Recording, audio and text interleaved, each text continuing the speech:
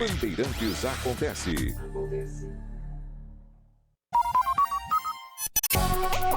Saber, entender, compreender, conhecer, descobrir, ouvir.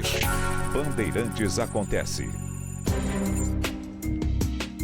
Jornalismo, bandeira São Paulo, no Brasil. É sempre bom que recordemos do que se trata. É sempre bom, porque parece que isso é abstraído no debate no Congresso Nacional, por exemplo. E até em parte, boa parte, grande parte da imprensa brasileira. Mas do que se trata? Organização criminosa armada. Tentativa de abolição violenta do Estado Democrático de Direito. Tentativa de golpe de Estado. Dano qualificado pela violência e grave ameaça. E deterioração do patrimônio tombado. Só Alexandre Ramagem não responderá agora por 2 desses crimes que aparecem na denúncia aceita, na denúncia feita pela PGR, dano qualificado pela violência e grave ameaça e deterioração do patrimônio tombado, porque, como se sabe, quando isso ocorreu, 8 de janeiro de 23, ele já havia sido diplomado, não havia tomado posse, mas já havia sido diplomado, deputado federal, Rio de Janeiro. e a Câmara decidiu queria suspender todo o processo. Aprovou a suspensão de todo o processo, mas, claro, isso não vingou. Então, nesses 2 casos, o Ramagem só responderá quando encerrado o mandato. Porém, ele está respondendo pelos outros 3: organização criminosa armada, tentativa de abolição violenta do Estado Democrático de Direito e tentativa de golpe de Estado. Não estamos, pois, assistindo ao julgamento de algo banal. Longe disso. Estamos falando, pelo contrário, da antibanalidade, que é a ruptura. Uma ruptura à margem dos processos institucionais e constitucionais. O Bolsonaro, como sabem todos os que assistiram àquela gravação, reunido ali com um grupo de apoiadores, ministros, né? E estava inclusive o Braga Neto, que não era mais ministro, mas Braga Neto, Augusto Heleno e Paulo Sérgio Nogueira, ministro da Defesa. O Bolsonaro afirmou ainda que não tinha provas e por isso não ficaria batendo nessa tecla, não iria por esse caminho. Mas isso não o impediu de dizer que Fachin teria recebido 30 milhões de dólares, Barroso mais 30 e Alexandre de Moraes 50 milhões. Para quê? Para manipularem o resultado da eleição. Ora, ontem ele foi colocado diante dessa questão. Qual o fundamento, qual a base? Da onde você tirou isso? A pergunta basicamente é essa. O que sustenta essa sua afirmação? Resposta: não, retórica. Nada a ver, peço desculpas. E disse que fossem outros os ministros, não Alexandre de Moraes, nem Fachin, nem Barroso, ele teria dito a mesma coisa. Retórica. Ora, também retórica efeito da retórica foi a resposta dada à questão elementar da honestidade do processo eleitoral. Não é aqui uma discussão técnica, porque, do ponto de vista da avaliação técnica, há possibilidade de uma intromissão, há possibilidade de uma intervenção alheia, estranha, ilegal. E por isso até houve uma decisão do TSE, na época era o Barroso, de os militares participarem daquela comissão que acompanharia todo o processo. Aí estamos falando de avaliação técnica. O resultado da avaliação dos militares, isso foi dito não só pelo Mauro Cid, mas também pelo próprio Paulo Sérgio Nogueira, na época ministro da Defesa, é que não foram encontradas essas brechas, essas possibilidades de fraude. Uma coisa é o sujeito chegar e dizer assim: eu acho que deve se acrescentar à votação o voto impresso, como há em vários países. Perfeito. Não vejo problema. Claro que o eleitor não pode levar o voto impresso com ele, porque isso tornaria sujeito a controle externo, não é? Então você tem o patrão que vai dizer: ó, traga aqui o comprovante de que você votou no candidato tal. Isso não pode. Ou o pai dizendo para o filho: traga aqui. Ou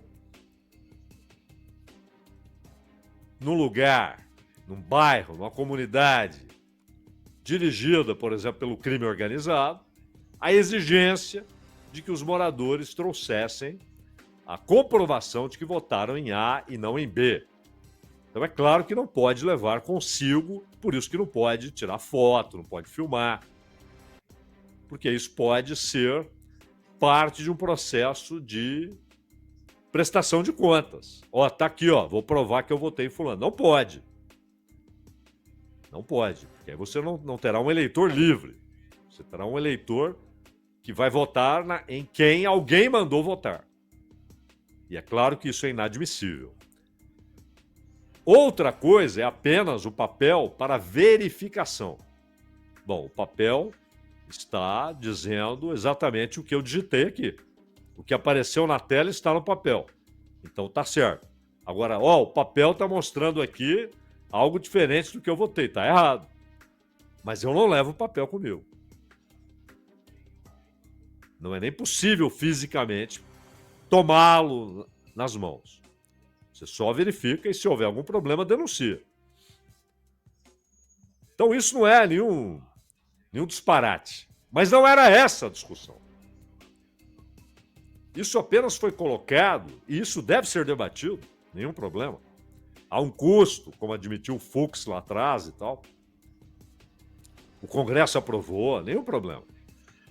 Mas isso foi apenas utilizado como parte de uma alimentação permanente, constante da ideia de que o sistema é fraudulento, é manipulável, e não só é manipulável, estava sendo manipulado. Foram 4 anos com esse discurso. O mesmo sistema que foi utilizado para a eleição de Bolsonaro era contestado pelo Bolsonaro e por deputados eleitos por aquele mesmo sistema como sendo não só manipulável, mas que havia sido manipulado. Por isso o Bolsonaro não se limitou a comemorar a vitória, mas passou a dizer que ele já havia sido eleito no primeiro turno. E que não teve jeito de manipular numa extensão como essa, porque a diferença teria sido muito grande dele para o Haddad. no segundo turno. Isso era a alimentação da desconfiança para produzir e consolidar em partes da sociedade a ideia de um golpe em curso. Mas já chegamos aí, na ideia de golpe e contragolpe. Mas o Bolsonaro, o Paulo Sérgio Nogueira, pediram desculpas. E esse tipo de interrogatório é interessante, porque as intervenções do Alexandre de Moraes eram só para correções técnicas ou para retificar algo que estava sendo dito reiteradamente e para dizer, ó, não é isso. Mas não havia contestações o tempo todo às respostas. Não era uma discussão. O sujeito falava o que bem entendia. Falava o que queria falar. Isso, às vezes, a falta da contestação dá ao interrogado a falsa impressão de que ele está convencendo. Porque não há, do outro lado, a iniciativa de retrucar. Não há. É isso? É isso. Tá bom, tá aqui. Tá tudo gravado, anotado, registrado. Essas são as respostas. Sem contestações. Isso vai dando, muitas vezes, ao interrogado a ideia de que ele está ganhando o jogo, de que ele está sendo convincente. Pô, ninguém está contestando o que eu estou falando. Mas não é para isso. O Alexandre de Moraes fez questão de frisar que as perguntas não deveriam produzir debates. Eram respondidas e pronto, a não ser quando era necessária uma correção. Quando, por exemplo, o Bolsonaro misturou dois inquéritos. Não é? E o pedido de desculpas, a brincadeira do vou te convidar para ser candidato a vice na minha chapa, não é? 26. Disse para o Moraes, é 26, e o Moraes disse, declino. Então, para ser ministro. E a tentativa até de criar um clima amistoso, alegre. Acompanhada essa tentativa de reiterados, mesmo quando a palavra desculpa não aparecia, mas de reiterados pedidos de desculpa. É o meu jeito de falar. Eu levei para o Executivo o meu jeito de falar no Legislativo, onde há imunidade parlamentar. Várias vezes tentaram me caçar. Foram dezenas de vezes, eles tentaram me caçar. E processos, etc. É o meu jeito. Eu até estou tentando mudar, mas aos 70 anos é difícil. Havia pedidos explícitos e implícitos de desculpa. E a adjetivação daqueles que saíram às ruas pedindo AI-5, e até o Bolsonaro tem razão quando diz que muitos não sabem nem o que foi o AI-5 e estão lá com cartazinho AI-5. Queremos o AI-5, sem nem saberem o que foi o AI-5. Alguns sabem, pedem e sabem. E o pedido de intervenção militar. Foram chamados de malucos pelo Bolsonaro. Hoje até ontem, sei lá, eu vi a notícia hoje, o Weintraub, aquele que foi ministro do Bolsonaro, se declarando um otário diante dessa adjetivação. E soltando ali uma série de críticas ao Bolsonaro e a atitude que teve o Bolsonaro diante do Alexandre de Moraes. O Gonê fez uma pergunta sobre um WhatsApp. Teria sido enviado no dia 2 de janeiro. e que tratava basicamente do seguinte: está tudo pronto. E a resposta foi: esse sujeito aí é da reserva, é professor, ele não tem tropa com ele. Bom, isso não quer dizer nada. Pode ser que não seja de fato o que o Gonê sugeriu. Mas o fato de ser alguém que hoje leva uma vida de civil não significa que não participe ou não possa participar de uma ação que envolva, posteriormente, como desfecho, uma ação militar. A respeito da ideia de golpe, negada por todos, ela está muitas vezes ancorada no argumento de que o 8 de janeiro não havia armas, não havia comando. O Bolsonaro diz não havia financiamento, aí já é outra discussão. O Mauro Cid disse algo diferente, que havia financiamento. Mas isso não está também em debate porque aquelas pessoas não tomariam o poder. Se de fato aquilo é manipulado, se aquilo é resultado de uma manipulação, de algo fomentado, alimentado, elaborado, e agiram como massa de manobra, em nenhum momento, claro, a ideia era que aquela gente tomasse o poder. Mas que provocasse uma ação em forma de GLO, aí ali já era um desfecho meio desesperado, porque já era pós-posse de Lula, já era governo Lula.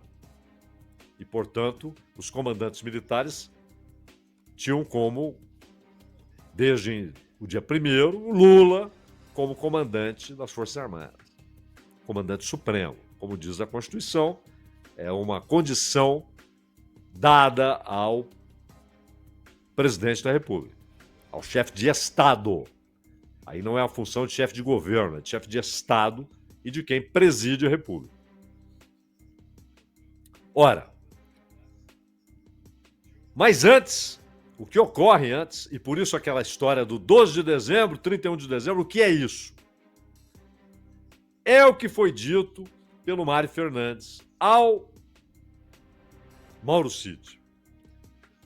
Disse o Mário Fernandes, general, ao Mauro Cid: olha, falei com o presidente.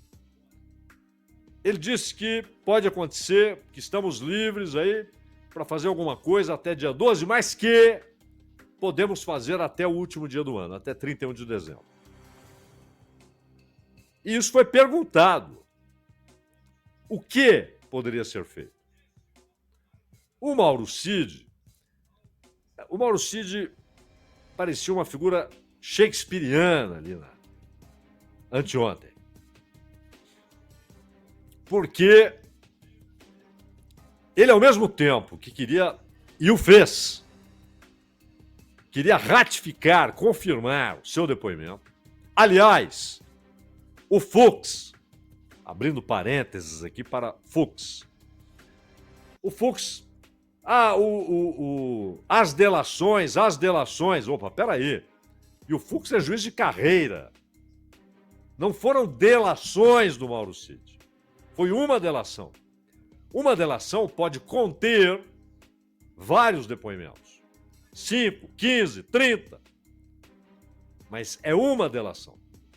Então não são delações, senão você abre caminho para uma contradição jurídica. Como assim um sujeito fez várias delações ou vários acordos de delação? Não, são várias vezes em que ele compareceu para um depoimento. Houve depoimentos adicionais ou referentes a um aspecto específico, mas é um acordo de delação. E ele quis confirmar, o Mauro Cid, tudo aquilo que disse. Tanto que ele abre a conversa dizendo que não foi constrangido, etc. Mas, ao mesmo tempo, Ele é um militar. O pai é general. Ele é de uma família de militares. Ele era visto, o Mauro Cid, como uma espécie de garoto prodígio. Inteligente, considerado leal, prestativo, capaz de desenvolver e assumir diversas tarefas, com vários e vários treinamentos. Ele tem vários cursos na sua carreira militar. Era alguém que claramente iria ascender, chegaria a general. E ele estava ali sentindo os olhares de companheiros de farda, alguns superiores. Logo atrás dele estava um general Heleno. E um pouco à esquerda, um também ex-militar, mas presidente da República, o cara a quem ele serviu diuturnamente, e tudo indica, com lealdade indiscutível. Então ele tentou se equilibrar. Ele confirmava o conteúdo da delação, mas muitas vezes trazia, mas não era uma coisa explícita, etc. Várias vezes disse, não me lembro. Aliás, essa frase foi dita muito ontem. Quando era algo difícil de responder, vinha o não me lembro, não me recordo. Mas, basicamente, foram respostas simplistas, não simplórias, não ingênuas, simplistas, superficiais. E alimentadas por aquela sensação que esse tipo de interrogatório produz, a sensação de que está convencendo. Porque não há um debate, a não ser em momentos muito específicos, quando há necessidade de um esclarecimento naquela hora. Como no caso do Anderson Torres. Não sei, mas peraí, foi encontrado na sua casa. E aí vem a história do... Estava no meio dos papéis e eu me esqueci de jogar fora, não sei, não é da minha lavra. Ali houve a necessidade de uma intervenção. Mas vale notar que quando há admissão explícita de que, uma vez dito pelas Forças Armadas que não havia fraude, que não houve detecção de fraude, havia uma alternativa. Falaram em estado de defesa, estado de defesa não faz muito sentido, porque o estado de defesa ele é necessariamente localizado. Você não decreta estado de defesa em todo o país. Estado de sítio, sim, em todo o país. O estado de defesa traz para o presidente da República, que queira usá-lo, uma vantagem. A ratificação do Congresso pode ser feita posteriormente. Não há necessidade de consultar o Congresso. Já está valendo. O Congresso depois se manifesta. Mas ele, quando se manifesta, já está em vigência. Já há alguns resultados. Estado de sítio não. Exige o Conselho da República e a aprovação prévia do Congresso Nacional. O Congresso Nacional tem de se manifestar antes, autorizar.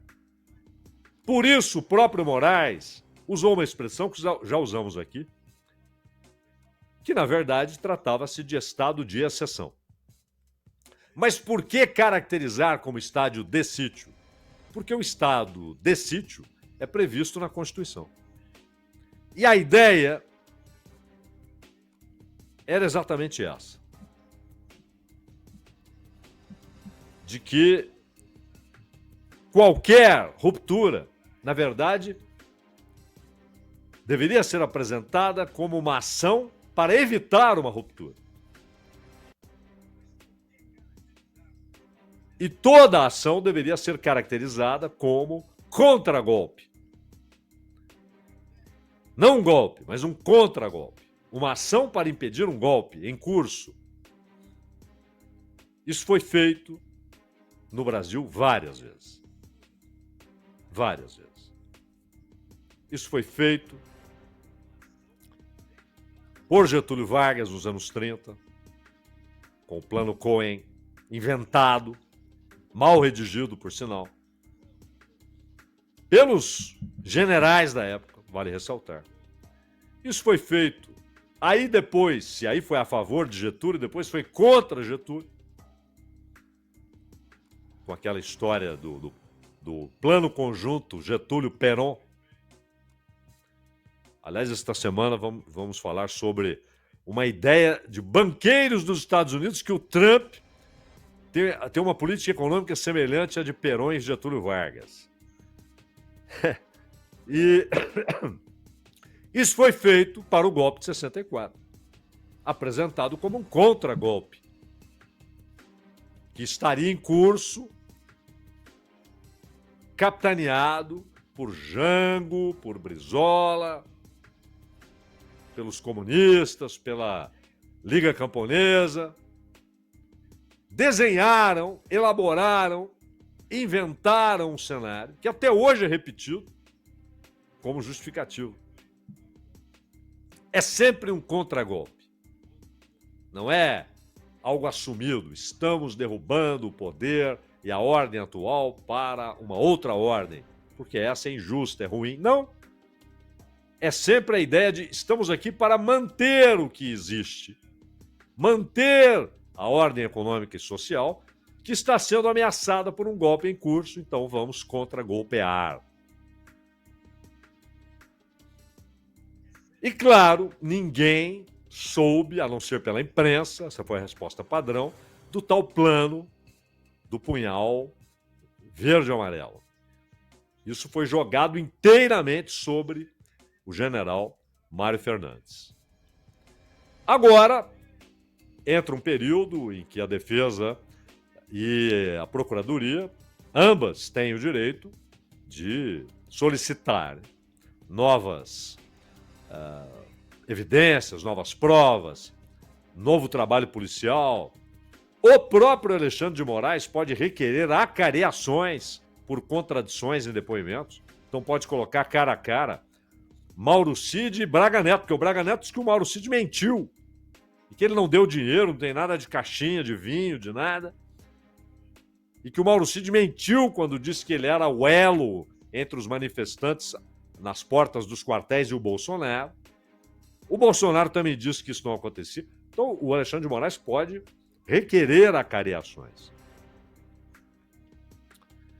E aí, encerrado tudo isso, todos já se manifestaram. Aí você tem depois, essa é uma parte, essa parte de instrução. Depois você tem o processo propriamente dito, ou seja, manifestações finais de procuradoria e de defesa. A defesa de cada um vai se manifestar. E aí depois o julgamento em si, cuja data tem de ser marcada pelo Cristiano Zanin, que preside a primeira turma do Supremo Tribunal Federal. Mas, basicamente, o que tivemos foi a retórica, o não é isso que eu quis dizer, me desculpe, temperamento, explicações simplistas e, claro, sempre ali a forte presença da sombra da ideia do contragolpe, meu caro Ronald Gimenez.